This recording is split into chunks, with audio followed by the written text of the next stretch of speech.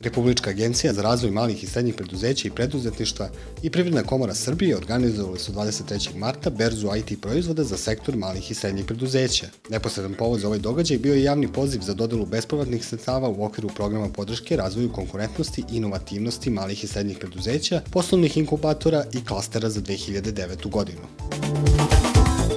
Berza IT proizvoda i usluga je prvi put organizovana u Privrednoj komori Srbije sa idejom da spojimo preduzeća, mala i srednja, kojima su potrebni ERP sistemi, sistemi za računovodstvo i knjigovodstvo ili elektronsku trgovinu sa firmama koje to mogu da im izvedu, a nalaze se i rade kod nas. Na ovom skupu su predstavljeni 16 firmi, nažalost samo 16 firmi, jer toliko smo mesta imali kod nas u velikoj sali.